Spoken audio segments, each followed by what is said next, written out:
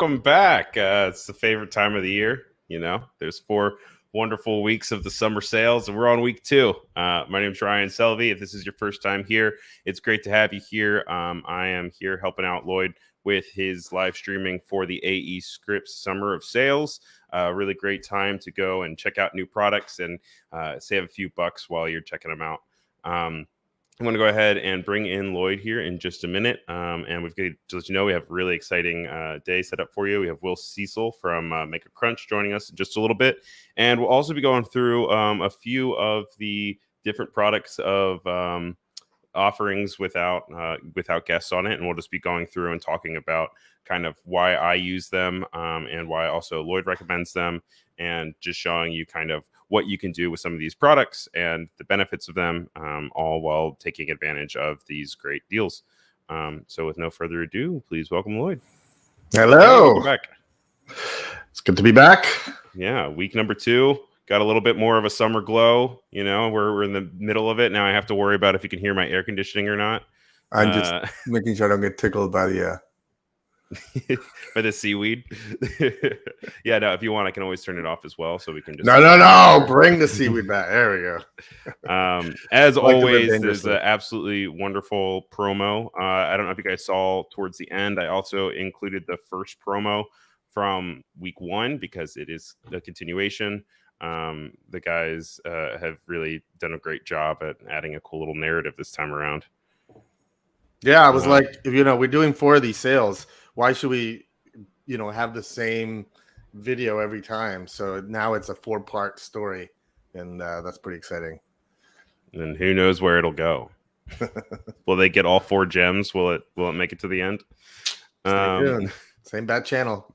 Stay tuned for all 4 weeks. But as I was saying, if this is your first time joining, guys, this is the summer week of sales number 2. There was actually even a previous one earlier this year between May 16th and May 20th. If you go to aescripts.com, it will automatically populate you to some of the deals. But if you go up at the top and you click here for details, it'll bring you to the page where you can go and you can check out all of the possible options for you this week. And that's everything here in this second week. You can even take a little sneak peek of what's coming in week 3 and week 4.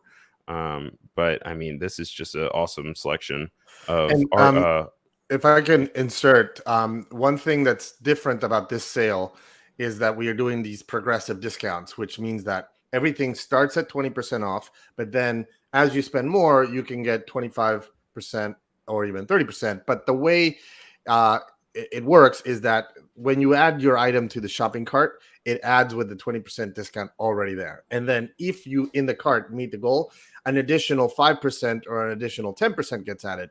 And so we've had a few support tickets of people going, why am I only getting 10%? And it's not, it's an additional 10%. So just keep that in mind. Yeah, no, it's a cool approach. This is your first time doing it, being the second week, because you did this kind of approach the first time, right? And then now just kind of checking out to see how it works, which is a cool way to save more money as you get more things. But yeah, so the first thing that we're going to go through before we bring in Will is we hand selected a few of our favorite products that would be really great to showcase. One of the ones that I immediately recommended to showcase would be Simple Text, which is one that I use all the time. I actually used it in the promo when you're watching it and it pops up and it says now live. That was actually used using this tool. So let's check out the trailer real quick. Text animation with After Effects has never been easier. Fewer clicks gives you more control. Introducing Simple Text for After Effects. Step 1. Convert your text layer. Step 2. Create your animation using the shape layer.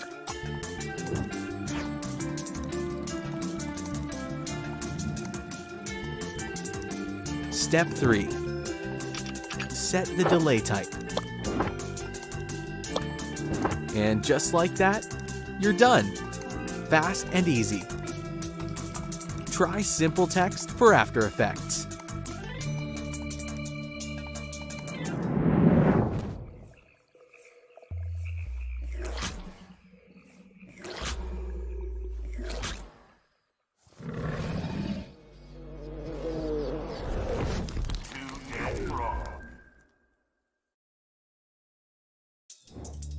Text animation with The two dead frog animation at the end is so extra, and I love it. Well, that's his author name. He's actually a huge After Effects influencer in Brazil, and he's like massive. So if you follow, he's got, he shares a lot with the community, especially obviously the Brazilian and Portuguese speaking community. So these are the kinds of tools that we love to have, right? Because it's like somebody who's an educator and who's somebody who shares with the community, and he created this tool because he thought this would be very useful based on all of his experience on the hurdles that After Effects users have when it comes to animating text. And so yeah, I do not know where the two dead frog thing comes from, but I think it's hilarious and I love it. Yeah. Yeah. Also, if you could tell my mom that there is a motion designer influencers out there, I'm sure she'd be very happy to hear that. I'm just going to do a real quick little presentation here of kind of what it looks like on the UI side of things. By the way, your little StreamYard is sharing banner is up there in the middle. I don't know if you can see it on your end. Oh, there it is. Out of here. Get out of here, right in the center of the screen. That's a right here, right next to my. Look, I'm gonna just smell the plants. Don't pick your nose with the seaweed. So you can see here, I just added a regular text layer. I'm actually gonna get rid of this forefront just so you guys can see a little bit better. And I went and I just wrote the words week 2. It's still editable text. And when you load simple text, it's just this cute little module. Let's put it over here, and it even has little dead frogs, so you know what it is. And if you go and you hover over, it'll tell you if you're going to do letters, words, and you can even do shift click for lines. So we don't have lines, it's just one singular line. But if you just go and you click letters, it'll do a quick little loading. It'll add actually the animator as a hidden layer down here, which is really useful for later when you're kind of going back into your project, and you go under animators and you can see that it's used one time, and it'll actually bring you to the project that or the composition that you have the animation for. You control all of it through here in your effects panel, where you can and then you have your delay, and you can reverse your endpoint or do a random endpoint. But basically when you upload this animator ID, you get to a little composition with a white box in the center, and it already has the keyframe set up for position, scale, X, Y, and Z, and opacity. Everything is kind of set to just completely visible, 0 and 100%. And so what I can easily do is I can just add another position keyframe. We'll go to the first one and we'll bring it down.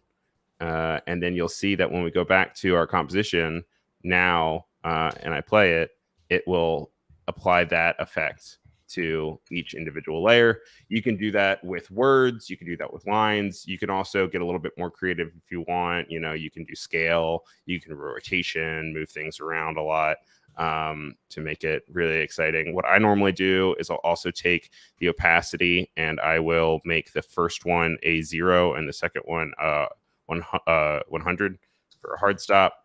And so that way, when you actually go to the original composition, it will appear as it goes. Now you can see I increased the scale, so it gets a little goofy. But the other cool thing about it is I can still edit the text. And with the text, you can continue to edit accordingly. And if it gets a little bit weird, you can just go in and you just click simple text again, and it'll update it. But for the most part, if it's less letters than the first time you hit the button, then you don't even have to hit the button again.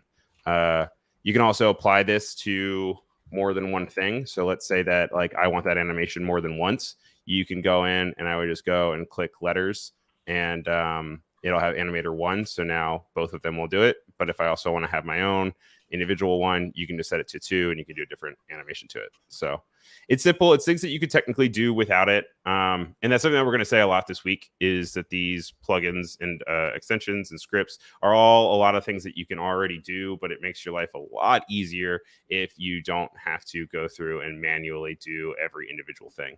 Yeah, work smarter, not harder, right? I mean, yeah.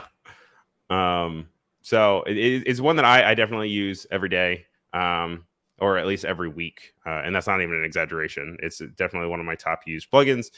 So I definitely recommend it. And you guys go check it out. But I would love to actually bring in one of the developers, which is Will Cecil from Make Crunch. He's going to walk us through a few of his plugins. And I'm going to start it off by just showing a promo for Hacksaw, and then we'll go ahead and we'll bring him in. So check it out, guys.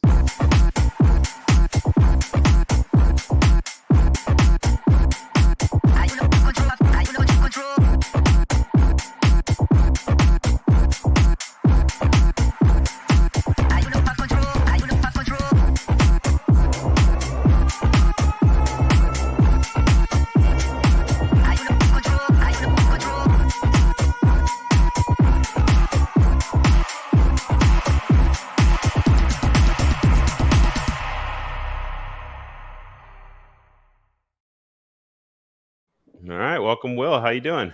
I'm good. How are you guys? Doing great. Thanks for joining us again. This is not your first rodeo, so it's good to have you back. Yeah, it's good to be back. It's good to see you guys' faces and chat about some cool stuff, hopefully. Yeah, no, so I know last time we talked a little bit about some of your other products, and we can actually even show them towards the end as well. But I know you kind of wanted to talk a little bit about Hacksaw, because you said that it was one that you're passionate about and you use in a creative way. Do you kind of just want to talk about why you made it and what you do with it? Yeah, totally. I'll preface by saying I think Hacksaw, I love all of my plugins equally. Obviously, they're my baby. But Hacksaw has kind of turned into the neglected step cousin. And so I felt like it needed some love because it's at the surface a very simple plugin, but I think there's actually a lot under the hood that I really find really cool. So what Hacksaw is, Hacksaw is a plugin I made to get that really classic glitch effect that everybody totally knows, like you saw in the promo trailer, of that kind of staticky displacement mapping is what it really is. And how I figured out that people did it most of the time was either by hand, by taking a layer, cutting it up into a bunch of different layers and animating and keyframing that manually, which is tedious and awful, or they would use a template. And I don't have anything against templates, but sometimes you just want a little bit more customization than that, or you want, it's almost there, but if you could just tweak it a little bit, it'd be even better. Or there's also the problem of like sharing assets from one project to the next. And for me, the greatest fear of video editing is using a template or a preset and having somebody recognize it. Right? I think about that all the time. That is such a huge fear of mine. And everything that I've used a template for, I'm like, there's got to be a way to do that with code and to make it so that I can customize it every time and it's perfect for the project. And Hacksaw was kind of my attempt at doing that. And if I can add something, Will, is that another thing I love about your plugins is that they're Premiere Pro compatible. So while you can totally make this effect manually in After Effects, it would really be insanely hard to do it in Premiere. And so to be able to do it directly in Premiere, I think is huge because, Yeah, so let's say you're doing like a glitch effect of, like a transmission coming in, and you're editing a video in Premiere, and you don't want to necessarily open up an entire new After Effects project. You can just go ahead and apply it in Premiere to just that one clip so that you can have that video call, and then you can go back to just editing in Premiere, which is cool. Good for transitions, by the way. Yeah, it's great for transitions. It was basically built with both transitions and either like logo animations, text animation. I'm biased, but I think it's like a motion designer's fantastic secret weapon to have in your back pocket, because you can slap it on basically anything to just add a little bit of extra interest.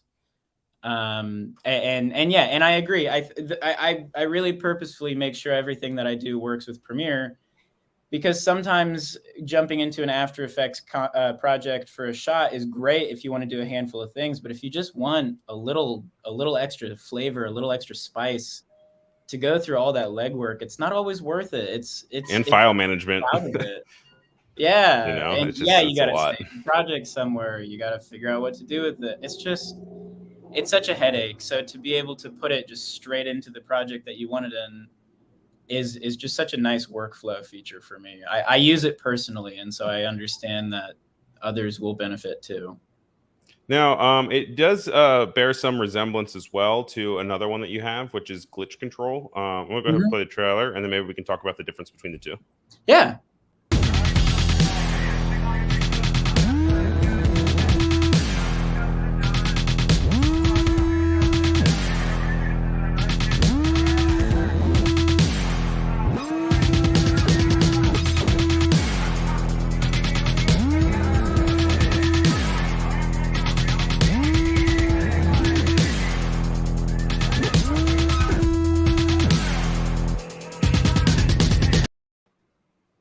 Right on. Now, glitch control is one that I personally have, and I have used to really mess up my footage on purpose, which has been fun. I really like the color features where you can go and you can rotate stuff.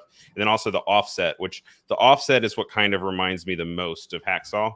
But it seems a little bit more directional than Hacksaw, where Hacksaw seems to take over the whole screen, right?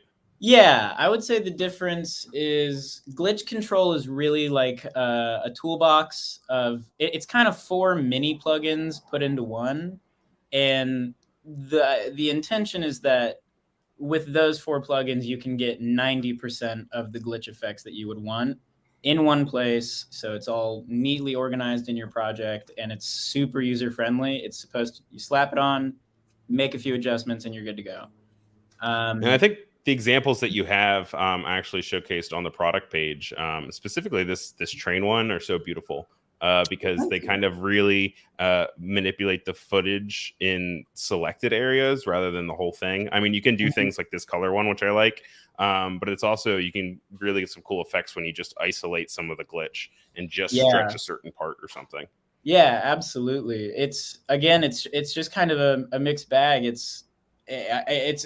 I just want to set you up to be able to do whatever you want to do. If you want to edit the whole thing and you just want it to be complete garbly mess, by all means, make it a garbled mess. It's cool. It's fun. But if you're really going for something specific, I want to give you the granularity to get that too. I don't like picking and choosing. I want you to get what you want. And you can also blend these two together. Like you don't have to be stuck to just one. You can do the RGB controls, and while you're also doing a stretch and a color cycle, which obviously then it gets real crazy. But you know, you have that flexibility if you want to. Yeah, for sure. And by the way, you mentioned if you have, go ahead. I was just gonna say one cool thing you can do with these glitchy plugins is combine them with a matte or rotoscoping something, so that something is glitchy and then something else isn't in the same image, as opposed to doing the whole image glitchy, right? Yeah, absolutely. I'm really waiting for somebody to do some kind of I don't know if you guys saw Dune, but the shields that they wear, if you rotoscope someone and slapped Hacksaw on them, I think you could do something cool there. I haven't tried it yet. I'm waiting for somebody else. I smell a tutorial, Will. That's not a bad idea. Not a bad idea. By the way, sorry, Ryan, it's a perfect opportunity for me to let you know that Will is the big difference between Will being on last year and this year is he is now also Aescripts CMO, Chief Marketing Officer. Wow, congratulations. That's awesome. Thank you. It's great to be on board. It's been such a pleasure diving into this business and getting to meet all the other developers, and man, what a great community we have. I feel so spoiled by just it really truly seems like there's a bunch of authors and a bunch of animators and VFX artists and tons of other talented positions who just love the crap out of this stuff, and it's so cool. It's so fun. Yeah, I'll definitely say that as someone who doesn't have any developer experience, my experience with talking to the different developers that work through Aescripts and the people that rely on Aescripts for downloads, it's a really good community, and it's a good group of people that genuinely care about your end product, no matter if you're just beginning or if you're an expert like the two of you. So Well, it's I good don't to know have. about that, but no, I agree. It's so accommodating. Everyone at every skill level is just super enthusiastic. Yeah. And the thing, I think that's actually a really good transition to actually the last one of Mega Crunch's offerings, which is Pixel Encoder, which I personally think is probably the most complex one. And so I'm just going to play that real quick. It comes with presets, but maybe you can talk about how you can really leverage and fine tune to make it do what you want. Yeah.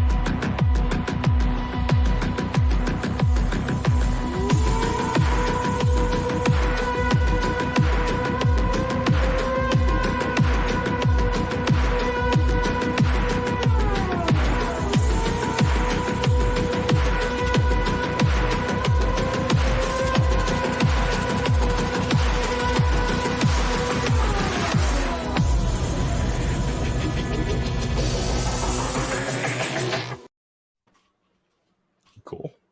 This is one we went over last time, I know, and so we talked about that in length actually in the previous sale. But I still want to kind of touch on it in case someone hasn't seen that or they're just perusing Mega Crunch's offerings and what kind of brought you to make this, and how do you see it used? Yeah, so what brought me to make it, I think I touched on it last time we talked actually, but there was a video game that I was playing that had a very similar type of effect. It's kind of rooted in, some people will probably recognize the phrase ASCII art, ASCII. Yeah, I've never heard it actually as ASCII. I always just said it out by the letters, honestly. To be frank, I don't know that I've heard anybody else say it out loud. I refer to it as ASCII. I think okay, ASCII that's what I've always used because I was like, I don't know how else you would say it. It reminds me of like ICQ days, honestly. Like it was its own community. But it's a combo of ASCII art with 8-bit, like Atari 2600. Strictly speaking, it's not ASCII art, but it takes a lot of the same principles of assigning a glyph to a luminance value. So it basically works like, I mean, you can think of it kind of like cross-hatching or like pointillism, if you're familiar with those two. Right. But instead of using dashes or the dots of a pin, you're just using different pixel shapes that are baked into the plugin. But it was one of those things. I really wanted to do that effect just because I thought it was cool. And I couldn't for the life of me figure out how to do it natively. I mean, I did to some degree, but it was never going to be what it needed to be. And so I ended up making it a plugin, and that's kind of what it went. It's evolved a lot farther past that, actually. Now it's got some other chaos features, so you can scale the patterns independently of each other. I'm working on a new feature where each pattern is going to have an assignable color, so you can add color gradients, or I guess great. Like color palettes to the pixel patterns. The vocabulary gets a little complicated, but as it stands now, you can still pick the pixel color and the background color, but that's just like black and white, like analog, right? It's got three basics. Yeah, it's got three options. You can either do that, or you can use the original color from your source footage, and that just, whatever color is underneath, that's the color that will shine through. And then it's also got the ability, you can do like a transparent background if you want to superimpose it on some other footage, or it makes some kinds of keying a little easier because you can just do an alpha key or something like that. Yeah, I was gonna say you can do some really funky stuff with keying if you just take half of that and you get rid of it. Koshish in the chat is saying that it reminds them of the Ubisoft Watchdog, which I can definitely see. Video game that that's where I got it. Yep, that's what inspired me. It looked beautiful. It didn't get that great reviews, so I never played it. It looked a little complicated, so I was a huge fan. I really it just checked the boxes for me. Yeah, I mean it's techie, so it makes sense, you know. But it's very pretty game. Very, very pretty game. Anything that makes coders look cool, I'm gonna be like, yeah. Yeah, no, all those coders beating up people in the streets, you know. Like, real, man. Dwayne The Rock Johnson is a developer. By the way, we actually do have other plugins that were actually used for that if you check the chat on YouTube, I just put the link. Mm-hmm. But the trailers, which you honestly are the best part of that video game, right? Yeah. Right. Were created with a pixel sorter, retro dither, and data glitch, which are other plugins that we have. A pixel sorter specifically is also on sale, by the way, this week. But Will's plugins, I think, came out after this, right, Will? Because you were inspired by this, and then Yeah, I would say I'm like generation 2 of the glitch plugin family tree. I'm I'm second gen. They walked so well. I say they walked so I could run. They sprinted furiously so that I could jog.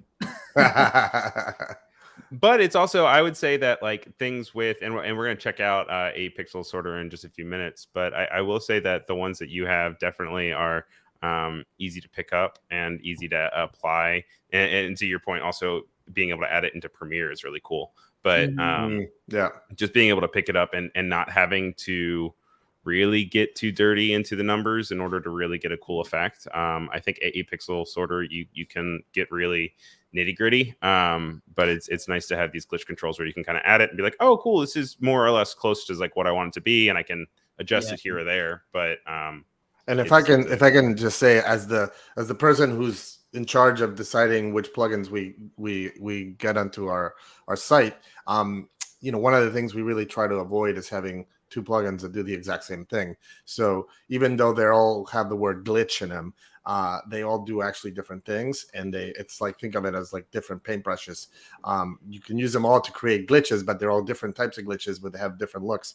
And so as you can see, even in this example of the Watchdog trailer, they use 3 different glitch plugins to achieve this unique look. So yeah, I think it's a great point, because it's not a one thing catches all sort of thing. Being able to use these together really make it a unique look. And also, kind of to Will's point, it makes it so if you can watch it and you can be like how did they do that? Like you've done something right, because you know, with the combination and avoiding you know, no restricted templates, but the idea of like being able to make something unidentifiable, I think is a really strong. Actually, if I can just talk about that specifically, that is exactly why a plugin is always going to be better than a template, because a template is somebody designed something and to make it look exactly like one way, and really what they usually let you do is switch the footage.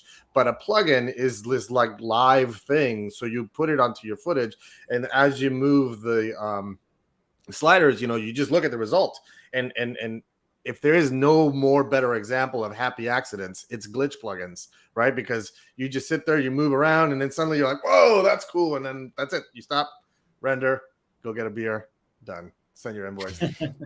and obviously you're using BG render while you're going to go get and that you beer, can though. post a tweet thanking us for providing it. That would be the last thing you need to do. I think Danny's giving you 100 in the chat.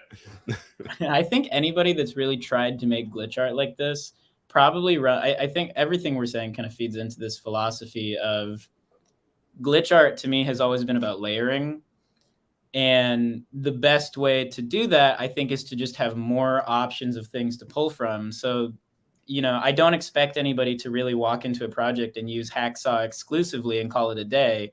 You know, if you're going for something really conceptual, really specific, maybe, but like you're going to want to mix in some of those other ones. And so there's definitely a level of pride getting to be in the company of, you know, AE Pixel Sorter and Data Glitch and I mean, even Signal, all of these plugins that on their own truly shine, but really when you put them all together and you get this kind of behemoth of a glitch video, it's when you really start to see, like you said, those happy accidents. You combine a couple of plugins and then you go, whoa, yeah, not like those original developers did not anticipate me to do this, but holy crap, that's awesome. And right, those moments of genuine discovery and excitement are why I love glitch art so much. It just feels so it feels so playful.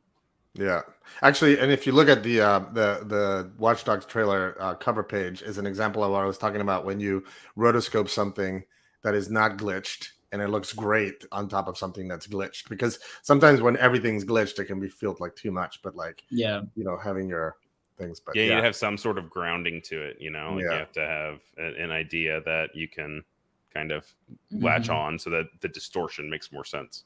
yeah. But yeah, well, thank you so much for coming on and walking us through the 3 different offerings that are all on sale, which is great. Once again, that's Pixel Encoder, Glitch Control, and Hacksaw. What's next for Mega Crunch? Are you continuing to work on Hacksaw with any new updates, or is it now mostly focused on Aescripts since you have this new position? I would say a little bit of both. Obviously, I am devoted to Aescripts as a whole now, so I'm very conscious of not pulling too much focus to my own work. But I am still working on stuff. Like I said, I've got an update coming for Pixel Encoder. I'm hoping to bake in some custom palette controls. I have a few ideas of some interesting things to try with Hacksaw. I don't think I'm done in the world of displacement mapping. I don't know if that's ever been said on here before, but I've got a few other ideas that I'm kicking around. Nothing concrete yet, but I'm definitely not done messing up people's footage. Oh, I mean, something we can all look forward to then, because I love to add some distortion, so I'll keep an eye on it. And yeah, that's Mega Crunch. We went ahead and put the link in the chat for you guys, just the author page, but make sure you hop on there and you check it out. And yeah, I'm sure we'll see more of Will around as he gets more involved in making scripts. Yeah, sweet. It was great chatting with you guys, and I hope you have a great live stream. Thanks, Will. Thank you very much. Talk to you soon. Bye, guys.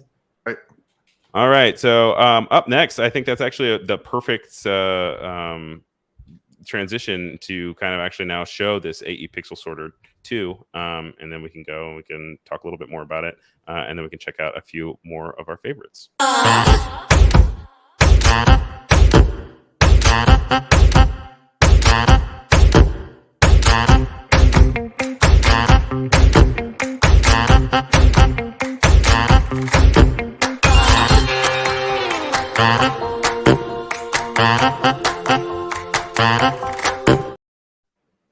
So that's AE Pixel Sorter. That was just a little teaser to kind of show you how you can take the pixels, you can reorganize them and kind of give them direction as to different qualifiers that then can be dragged around the screen.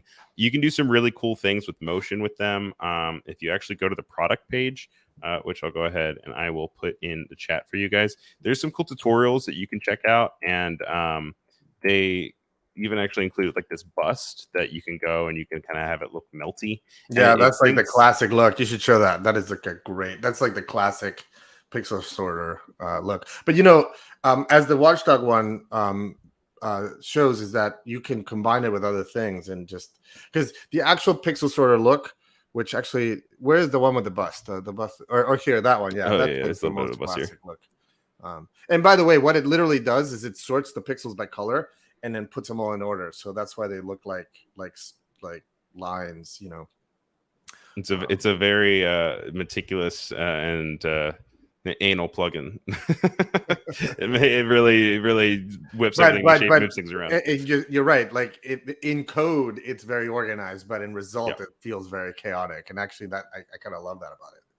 Yeah, and you can see that you can even do kind of like this overflow too, as it kind of goes and it repeats and does an offset off onto the screen, so you can actually continuously have this waterfall effect, which is something that you can have. And then similar to what we're talking about with Watchdog, being able to go in and just mask parts of that, you can really start to play with the idea of like just a portion kind of like dripping off the face or moving along with whatever footage you have. I think it's really successful. You can even see it here in this dirt bike, kind of using it as a directional additive to the motion that's already on screen. So you can see you already have this horizontal displacement of the sand with the wheel, and then taking it and actually just adding some organization to it. And making a great transition, by the way, which is what we were talking about with Will. These great transition, make great transition plugins. So it's one that you can definitely play around with. I have played with it myself, and I am constantly trying to find ways to implement it into my workflow. It's one that definitely leans more towards artistic projects, and the idea that like having the comfort of being able to really get abstract with it. But kind of to what I was saying too, you can also find ways of doing subtlety to it. And there's lots of really cool trailers, tutorials on the product page. And then also there's even some on YouTube of different people using it. This is the kind of one I was talking about. Oh yeah, that one. Yeah, that's super cool. You can see how it's sequestered off to the side and has a mat, so it feels still organized, but then you can all make these move and kind of waterfall down, which is cool. And that's first time. That's back to the concept of masking the glitchy and combining it with a non-glitch thing. Tom says, first time I used Pixel Sorter, it made me feel much more talented than I actually am. That'll do it. Just be able to have a plugin and be like, look what I did. Look, this is all me. I mean, but there's nothing wrong with that, right? I mean, like, not at all. No, plugins are such an integral part of After Effects. So knowing how to use plugins is part of being a good After Effects artist. Back in the day, I've been around for a while. There used to be this like group of After Effects artists who were like anti-expressions. They were like, I would never add an expression to a project because it's too complicated, and then it'll be too hard to update. And I was like, no, I think it's the other way around. I'm like, by actually adding a good expression, you could actually make the project so much more flexible, and speed your workflow up. Times have changed, but the principle remains that the more tools you have to your disposal, the better you can be at your job, and you should not be afraid to use them. Which is also a great transition into me pointing out my unhealthy addiction to getting all of the plugins and having this wonderful manager that comes with Aescripts, where you can go in and you can automatically highlight things and upload and update. You can check to see if there's compatibility as After Effects constantly is updating. I've also had it sometimes where maybe like After Effects updates and the plugin doesn't work the way that it needs to. So I'll just go in here and I'll uninstall and reinstall. It can even activate all your licenses. And so you go and you just activate and deactivate. And then you can also even go in and have your trials, which is really cool. Yeah, that's a new feature, by the way, that it allows you to install trials now. So, originally it was just for you to manage all of your purchased plugins, which, by the way, if we can just go back to that for a second, you were just showing that how you can install and license, but what's important to note is you can select more than one.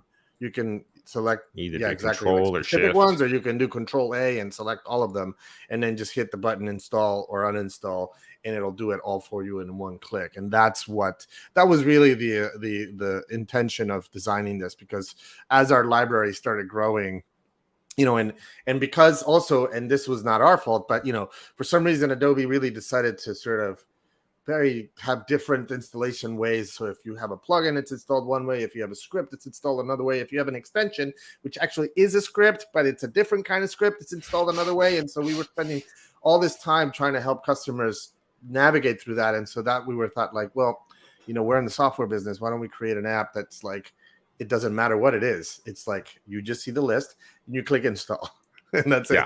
And it makes it feel a lot less buggy too, as you kind of go in and you don't have to hop into your program files and copy and paste things, and then find the same thing when you go and make sure it doesn't duplicate. It was a headache. But now leave it in our hands, and we'll take care of it for you, Ryan. I will say that you can see a few here. I have a few of the ones that actually are on sale. You can see that I have Deep Glow here that I actually need to update. But see how it basically shows them to you in orange with the little arrow on the left that says, upgrade. Get it? Upgrade. We actually spent a lot of time workshopping that with test audiences. These icons.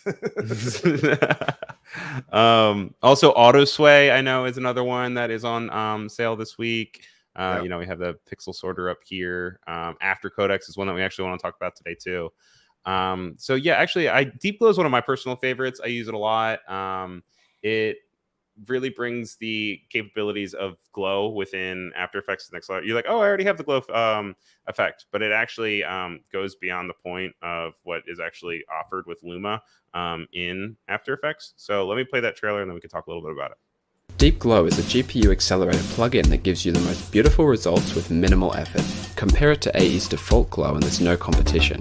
Features include a variable aspect ratio, gamma correction so your results are always correct regardless of color space, chromatic aberration for adding extra color, and intuitive compositing controls to assist in achieving the perfect glow. It's GPU accelerated for maximum speed and features handy downsampling and quality controls which can also be leveraged to achieve stylized results. Also great for compositing CG renders. Deep Glow works at all bit depths, CS6 and up on Windows and Mac. Available now at Aescripts.com.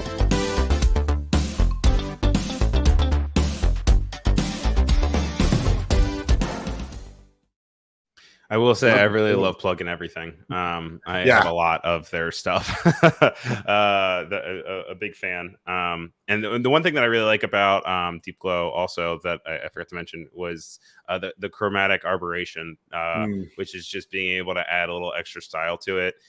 In the intro to today's stream, I even used the Starting Now that used Deep Glow. And I use it all the time for a bunch of stuff. There's even stuff that like I want to have glowy in Photoshop, and sometimes I'll bring it over to After Effects just to kind of see if I can get it to a place that I want, which isn't the best way. But and you know, I'm not realizing that, and it's funny because you mentioned the chromatic aberration and all this stuff. The promo really focuses on the stylistic aspects of Deep Glow, but one thing it actually doesn't mention, which is the most important thing, is that the reason the glow looks so good is because it actually does a realistic reverse optical fall off or linear fall off. Which is how glows work in the real world. Like when you shoot something on film, the way that light adds up to white is, but with the reverse fall off, it's how it works in the real world. And the built-in glow is not realistic, which is why it doesn't look good. It just doesn't. It doesn't have that authentic white almost to it. I mean, it doesn't always have to be white. But... I mean, it's actually there's an actual algorithm behind it. But right. Yeah. So when you apply it to CG things, or especially when you're doing like a 3D composite, you really want to make sure that your glow is realistic so that it doesn't give away your whole thing. Right. And it's all very customizable, like both in your style and your input, which is nice. I have often I use a keyframe for radius or exposure, and you can really blow out the radius if you wanted to kind of have that Stranger Things effect. And exposure is kind of just like the brightness that you have, where you can even blow it over to almost make it feel neon, which is nice. Mm-hmm. And then as you go in, you have the style, you have the gamma correction, or the chromatic aberration is really cool, where you can even switch between 3 different settings of if you want to do like green, blue, and then you can see how much you want to kind of distort it off, and you can test it and go along. Yeah, see, that looks so cool already, just like that. Yeah, 3 clicks. So makes it feel like a old CTV kind of screen, which is nice. Stranger Things is in season 4 now, and it's big, it's back again. So it's always fun to kind of have similar vibes to it. But I use it all the time. Really like it. Kind of what it is at face value. Check it out. We also have After Codex too, which is one that I use a lot. And that's all about kind of making things easier on your way out the door as well. And so let's check that out.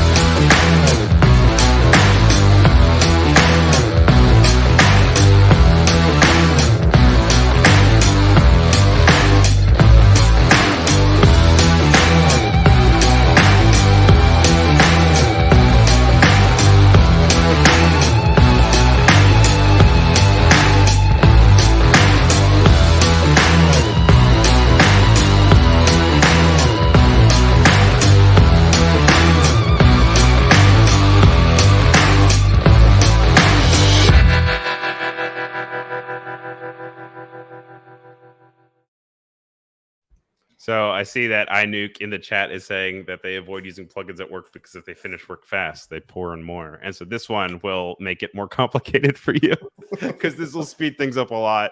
One thing I should mention about After Codex is that you would think, well, what about Adobe Media Encoder? And here's another example of, Adobe provides a tool that is, it's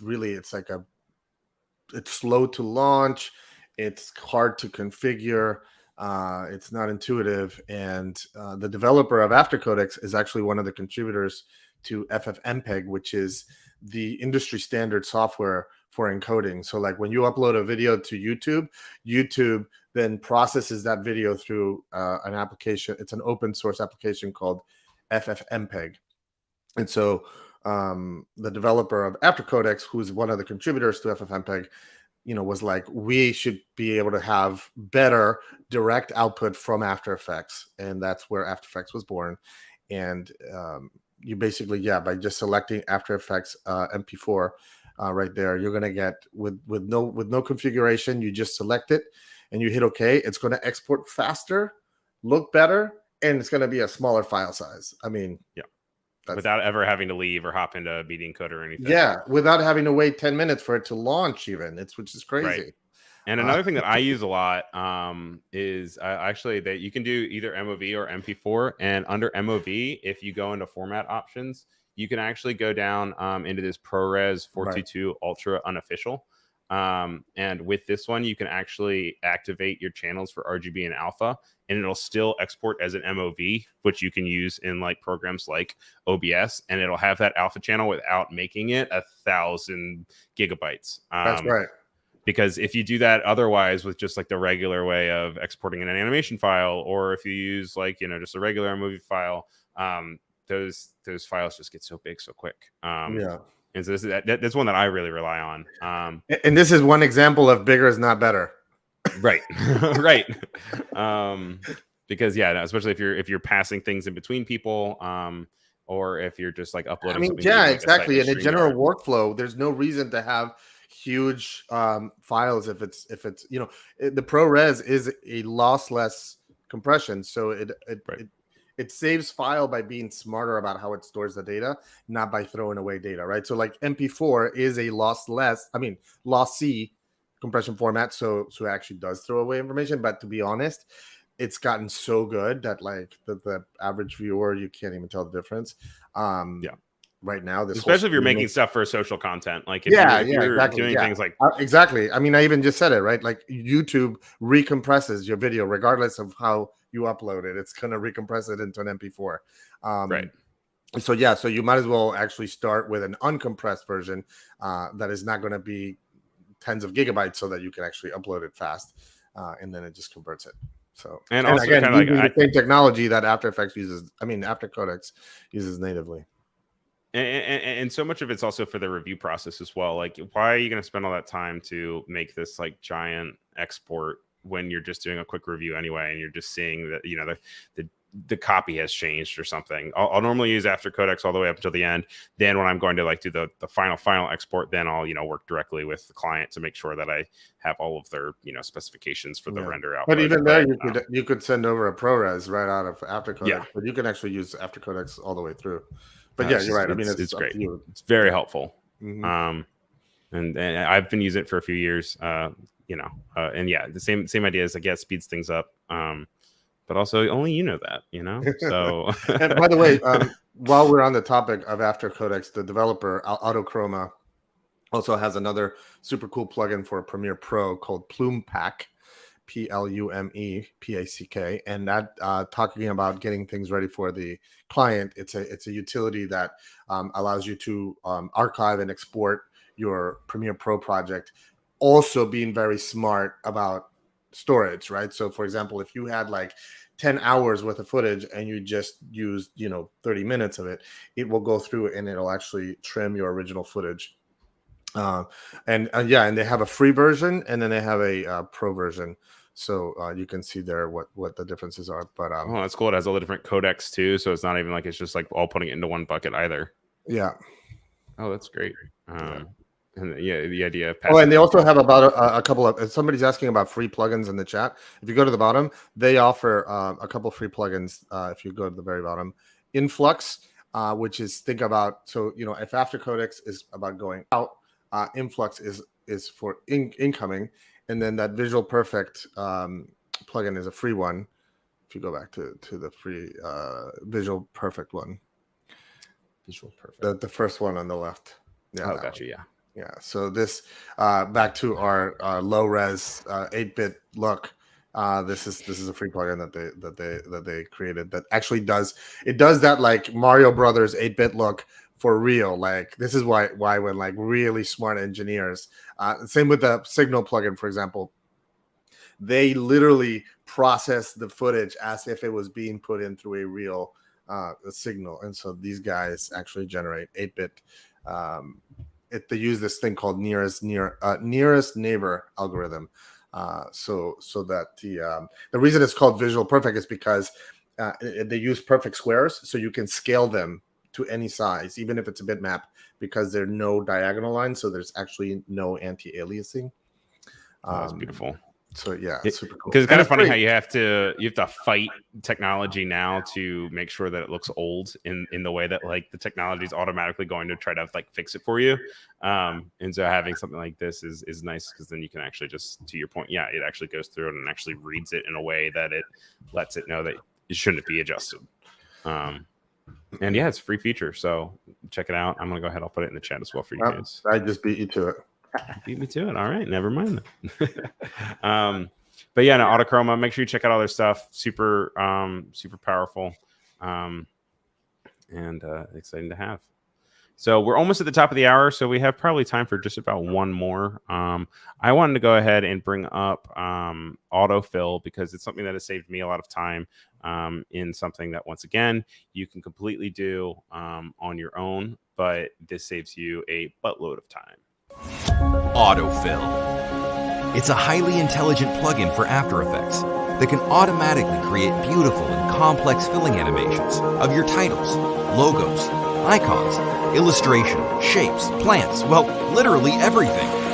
Autofill is a new type of procedural animation in After Effects. Automatic animation without keyframes. Normally, you'd have to animate a lot of masks and create a lot of keyframes to achieve such effect.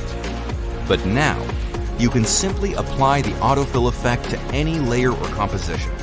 Set a starting point, and just watch your autofill animation magically appear.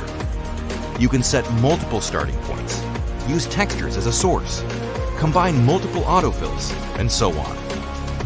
Autofill gives you complete control over animation. Moreover, you will get all the colorful presets you have seen in this video with Autofill. And that's exactly 25 Autofill presets and tools. What you just saw is what you get. Autofill is the fastest way to create animated reveals. But not only that, Autofill can be used in a wide variety of scenarios, like texture change, dissolving, transitions, looped animations, and so on. Autofill simulations based on a super fast GPU accelerated system that is smart enough to solve mazes. Autofill is smart, fast, easy to use, and saves a lot of your time. Available now at aescripts.com. So this is another one where previous to having this this plugin, I would go and generate a stroke. I would add the stroke to and individually draw out text. I use this a lot for text. And I'd go through and I'd have to make like this path, and then you'd have to go and you have to grow it. But then, you can only do one path at a time. So you would either have to do all separate layers for all the different type, or you'd have to do like this weird thing that like made go around to make it look natural. Now, when you add autofill, you can go in and you can actually create like up to 5 points here, and you get these little signifiers. You go and you place them where you want. And right now they're kind of built all the way out so that it's highlighting all of it, as you see. But once you go in, you can change the speed, the border strength, and you can change how much it's going to grow. So then kind of as it grows out like this, then you can kind of see that it individually goes. You can move it. You can make the radius larger. so that, you know, it works with it. And it just, I mean, we did that in 5 seconds. You know what I mean? This right here, by the way, is not going to show up in your export. You can go here and you can do preview input, and it'll get rid of it. That's just there so you can see it, which is really nice. And also same with like view growth. That'll just give you a visualization for you on the back end to make sure that it updates. So. And by the way, this was one of these, you know, this is what we call the write-on effect, which is, it's been such a classic MoGraph effect that clients have asked for years. And it was one of those, like, nobody ever thought that it could be created automatically. But, you know, computers have gotten a lot smarter, and James, the plugin everything developer, is one of the smartest people I've ever met, and he partnered with a MoGraph guy who, you know, had a system of how he did it manually, and so he programmed that. And I think because Autofill is not just actual straight up write-ons, it comes with a lot of different presets, and it does these like beautiful layered reveals, and it creates looks that would actually don't think are possible to do by hand. So it's super fantastic. I should say that when we first released Autofill, we a little bit broke the internet. People's minds were like, hey, I mean, with good reason. Kind of like in the trailer, it was showing it, and I don't necessarily have an image to show, but it's not just unique to only write on in text, kind of as Lloyd was saying. You can use a gross source as points, noise, or layer, and the idea of kind of it makes me think of like movie intros or something, kind of with like ink sprawling out, or transitions, and being able to just reveal a subject in a like abstract way that kind of morphs together is really cool. And you know, there's more advanced properties as well if you want to start messing with exposure and your blur radius. But it's really one that it's a sandbox one to me, honestly. I'll go in and I'll be like, I kind of want it to look like this, but I kind of let the plugin guide me into a way of getting something really cool. And then finessing it to what I want it to be afterwards. By the way, that last thing you scroll down is called Speed Map, and that's one of the really powerful features, that you can actually create a gradient that tells it how fast it should reveal certain sections. So another yeah, just get in there and play with it. Really, you can make some really cool stuff. There's also, you know, as always, there's tutorials on the product page, so make sure you check that out. Yeah, there's lots of tutorials. And it's also the last thing we should mention, Ryan, before we go, is that where do you go if you've checked the tutorials, you read all the guides, and you still have a question? Where would you go to ask that question? Oh, well, then you can always reach out, and because the developers are really good at actually getting back to you, so you can always go straight to the website. So let me pull it up real quick. Here we go. And there's a support page where you can go down. You can always go to contact. And that will guide you to where you can always start to kind of pop in here and see if you can find it. And you can always open a support ticket, and that'll actually bring it down straight to the product and put you in contact with the developer directly, which is great. If you select the product, the developer of that product will get the ticket directly. So yeah, a lot of people say, you know, how can I chat with the developer? I'm like, yeah, there you go. And it's very kind community, kind of like we were just saying. It's a small world, and in the way that like all of these guys are all on Twitter, and they're all actively kind of paying attention to how people are using their products, and it's cool to see collaboration kind of stem from that. But then also, if you need help, go ahead and hop into the support area. We do have a bunch of participating authors for this week. You can find them all by going to the page and clicking on the top under clicking for details. It'll also kind of just automatically bring you in. But as far as this week goes, these are the participating authors. We're going to actually have 2 more authors on Wednesday when we come on, and it's going to be Constantine and Romain. And they've got some really cool stuff to share, which will be fun to walk through. It's Roman, by the way. He's Roman. French. I feel like I think I've done that multiple times now. I am so bad at names, it's embarrassing. But all really great stuff, really great deals. Just go in here, you know, if it's on sale, it'll have a cute little badge for you. I'm going to talk about some of Breton's stuff later this week. We've had him on in the past. He's not going to be on this week, but he actually came out with a new extension, Burst Box, which is cute and helps you make little sparks for your projects. So we have all stuff from the lower tier of just like, oh, I want to add this small little thing, to literally like reorganizing the pixels in your project to create cool effects. So yeah, we got a lot planned. Cool. And I'm excited to be back here on Wednesday. That's all that I have planned for today. But in the event that you guys have questions, please, by all means, throw it in the chat, both today and later in the week. We'll be back on Wednesday and on Friday. My cat got neutered, so he has a cone on his head, and he just tried to jump up while I was streaming and just totally wiped out. But that's unrelated. So cool. Let's just, I guess, play the promo, and then we'll see you all on Wednesday. Awesome. Thank you, Ryan. All right. Thank you, guys. Talk to y'all soon.